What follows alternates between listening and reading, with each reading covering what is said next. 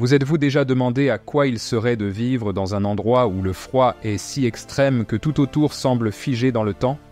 En Sibérie, il existe une ville où les températures peuvent chuter au-delà de moins 50 degrés, et cette réalité n'est que le début des défis quotidiens. Là-bas, le simple fait de sortir de chez soi devient une mission, et chaque détail de la vie doit être adapté pour résister à un climat que peu de gens pourraient me supporter. Mais qu'est-ce qui pousse ces personnes à vivre dans un tel endroit?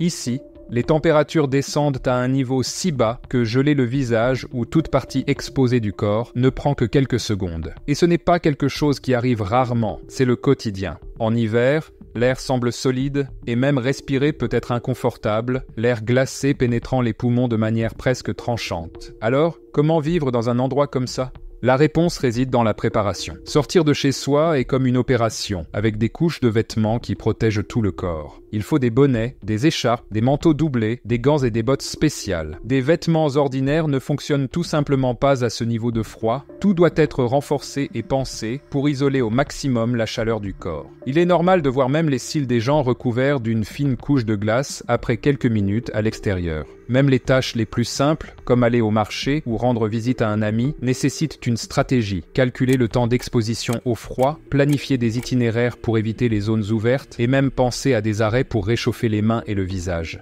Les habitants ont appris à coexister avec ce froid d'une manière que peu de gens peuvent imaginer. C'est comme si chaque personne était un expert en survie, avec des techniques et des astuces transmises de génération en génération. Cette connaissance du climat extrême fait partie de la culture locale et reflète une capacité d'adaptation qui impressionne quiconque observe de l'extérieur. En fin de compte, la routine locale ne consiste pas seulement à supporter le froid, mais à créer une vie dans un environnement qui défie le corps et l'esprit à chaque instant. La ville la plus froide du monde n'a pas obtenu ce titre par hasard. Située dans l'une des zones les plus reculées de Sibérie, elle est entourée de vastes étendues de neige et de toundra qui semblent s'étendre jusqu'à perte de vue. Cet isolement géographique fait de la ville un véritable défi d'accès, surtout en hiver, lorsque les routes conventionnelles disparaissent sous la glace et la neige. C'est comme si l'endroit était séparé du reste du monde par une barrière invisible.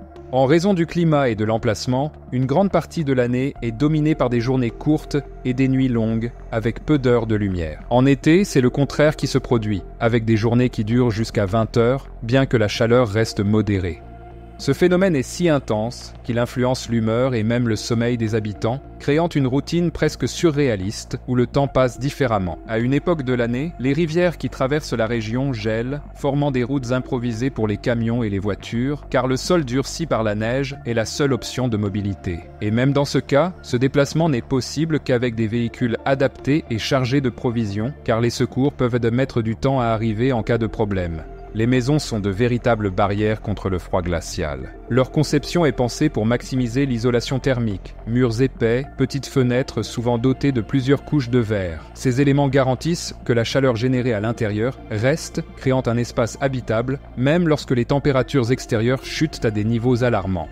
L'infrastructure de la ville est également adaptée au froid. Les rues, souvent recouvertes de neige, sont soigneusement entretenues pour assurer la mobilité. Des équipements spéciaux sont utilisés pour enlever la neige et la glace, permettant aux voitures et aux piétons de se déplacer avec un minimum de difficulté. Les résidences utilisent des chauffages puissants et dans beaucoup d'entre elles, le chauffage au bois est une pratique courante, non seulement pour son efficacité, mais aussi pour offrir un confort inégalé au milieu du froid.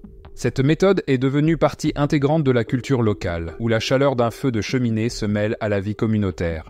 Dans les bâtiments publics, comme les écoles et les centres communautaires, la planification se reflète dans des structures qui privilégient le confort et la fonctionnalité. Ces espaces sont conçus pour minimiser l'exposition au froid, avec des couloirs et des zones communes qui protègent les gens pendant leurs déplacements.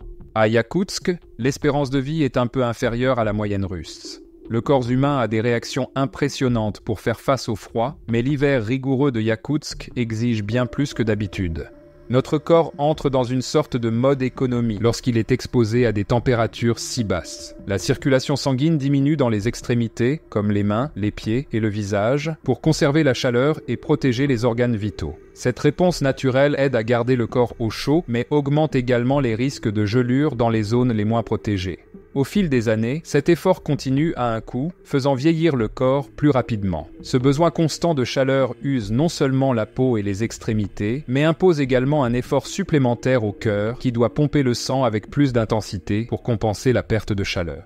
L'exposition prolongée à ces températures impose également des défis au système respiratoire. L'air glacé qui entre dans les poumons peut provoquer des irritations, des bronchites et même des inflammations fréquentes, surtout pour ceux qui passent beaucoup de temps à l'extérieur.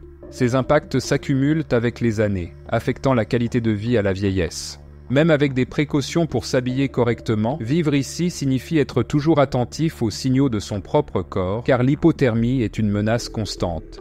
Curieusement, à Yakoutsk, où les températures extérieures peuvent descendre jusqu'à moins 50 degrés, de nombreuses personnes gardent l'habitude de prendre des douches froides. Cette routine est perçue comme une façon de renforcer le corps face aux conditions extrêmes, tout en étant une tradition qui aide à améliorer la circulation et l'immunité. Cette pratique est considérée comme un rite de résilience et d'adaptation, car le contact avec l'eau froide, même dans un environnement aussi glacial, est vu comme une manière de se préparer mentalement et physiquement au climat rigoureux qui règne dans la région. Et le froid ne façonne pas seulement la façon de s'habiller à Yakoutsk. Comme le corps consomme beaucoup plus d'énergie pour se réchauffer, le métabolisme s'accélère, augmentant ainsi le besoin d'une alimentation riche en calories. Cela explique pourquoi des aliments comme la viande de renne et le poisson sont essentiels dans le régime local. Ils fournissent l'énergie nécessaire pour affronter l'hiver rigoureux et aident à garder le corps au chaud. Bien que le froid extrême soit un défi quotidien, les décès causés directement par le climat ne sont pas aussi fréquents qu'on pourrait l'imaginer, et cela grâce à l'expérience des habitants pour faire face aux conditions difficiles. La population locale suit des routines de sécurité strictes pour minimiser les risques. Personne ne reste dehors trop longtemps sans protection adéquate, et il est courant de voir des habitants porter plusieurs couches de vêtements thermiques avec des couvertures en fourrure et même des masques pour protéger leur visage. Cependant, le risque est toujours présent. Pendant les mois les plus froids, même des tâches simples comme le trajet pour le travail ou une visite au marché peuvent être dangereuses si quelque chose tourne mal, comme une voiture en panne sur une route déserte ou une défaillance des chauffages. De telles situations peuvent effectivement avoir des conséquences graves, et de nombreux habitants connaissent des histoires de personnes qui ont fait face aux dangers de congélation ou d'hypothermie. Il existe également des récits curieux et même un peu effrayants sur l'impact du froid. L'un des phénomènes les plus connus est le fait qu'à des températures extrêmement basses, la respiration des gens gèle dans l'air, formant de petites particules de glace. Un autre détail intéressant est qu'à cause du sol en permanence gelé, le permafrost, Yakoutsk fait face à des défis pour construire et entretenir ses infrastructures. Les bâtiments sont érigés sur des pieux pour éviter qu'ils ne s'enfoncent ou se fissurent. La ville est également connue pour la tradition de mettre les voitures en mode hibernation. En hiver, de nombreux véhicules restent allumés en permanence, car les éteindre peut entraîner des moteurs gelés et impossibles à redémarrer jusqu'à l'arrivée du printemps. Ce sujet te passionne? N'hésite pas à t'abonner à la chaîne et à mettre un pouce bleu pour qu'on puisse te proposer encore plus de contenu captivant. Maintenant, poursuivons.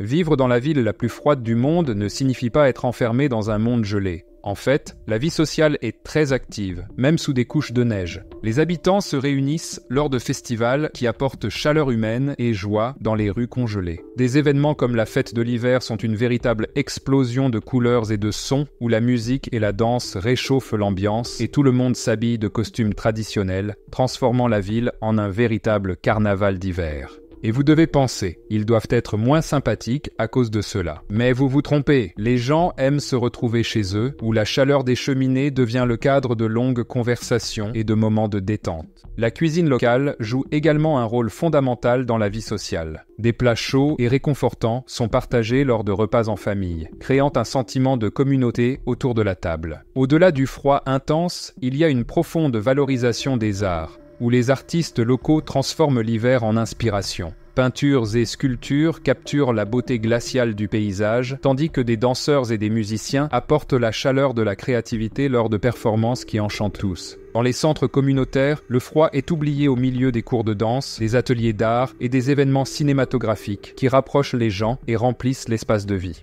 Le travail et l'économie se façonnent de manière unique pour faire face aux défis imposés par le climat. Ici, le quotidien n'est pas seulement une question de survie, mais une danse constante entre adaptation et innovation. Le marché du travail se concentre sur des secteurs qui prospèrent, même aux températures les plus basses, comme le tourisme hivernal, l'extraction des ressources naturelles et la recherche scientifique. Le tourisme, par exemple, peut sembler improbable dans un endroit où le froid est constant, mais c'est l'une des principales sources de revenus. En plus du tourisme, l'extraction de ressources naturelles, comme le pétrole et le gaz, est une activité vitale. Les travailleurs doivent être préparés à affronter le froid intense, et pour cela, des formations spécifiques sont proposées, incluant l'utilisation de vêtements appropriés et des pratiques de sécurité. Les entreprises locales mettent souvent en place des horaires flexibles et offrent des formations continues pour s'assurer que leurs employés non seulement supportent les conditions, mais y prospèrent aussi.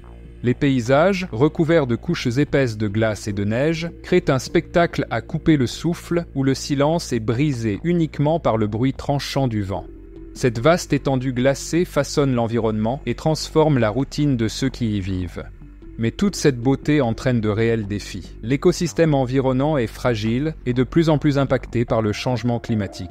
Les habitants observent avec inquiétude le réchauffement climatique faire fondre les couches de glace qui ont toujours entouré leur maison. Les glaciers, qui semblaient éternels, reculent, transformant les habitats, affectant la faune et apportant des incertitudes aux activités telles que la chasse et la pêche, essentielles à la vie locale. Dans une ville où le froid extrême fait partie intégrante du quotidien, les histoires et les mythes prennent vie, réchauffant le cœur et l'imagination des habitants. Transmis de génération en génération, ces contes ne sont pas seulement une forme de distraction, ils sont un miroir de la culture et de l'identité d'une communauté qui défie des conditions que beaucoup considéreraient impossibles. Enveloppées de mystère et de fantaisie, ces histoires expliquent l'inexplicable, reliant les gens à leurs ancêtres et mettant en lumière d'anciennes croyances qui donnent sens à la vie dans cet environnement glacé. L'un des mythes les plus connus est celui de la Dame de Glace, une figure mythique qui, selon la légende, protège la ville des intempéries les plus sévères. On dit qu'elle apparaît lors des nuits les plus froides, dansant sous les lumières de l'aurore boréale, et les habitants croient que sa danse apporte chance et protection contre les tempêtes de neige. Les longues nuits froides offrent également un cadre parfait pour des rencontres autour du feu, où les gens se rassemblent pour raconter des histoires et partager des expériences. Eh bien, je parie que tu ne t'attendais pas à ce que cet endroit ait autant de curiosités intéressantes, n'est-ce pas ? J'espère que tu as aimé découvrir cet endroit fascinant, qui est littéralement à couper le souffle. Visiterais-tu cette ville ? J'ai lancé un sondage dans l'onglet « Communauté » de la chaîne pour demander laquelle de ces conditions serait la pire. Après avoir appris sur cet endroit en Sibérie, quel est ton avis ? Laisse un commentaire. Et si tu veux découvrir d'autres endroits encore plus difficiles à vivre, clique sur la vidéo qui apparaît au milieu de l'écran.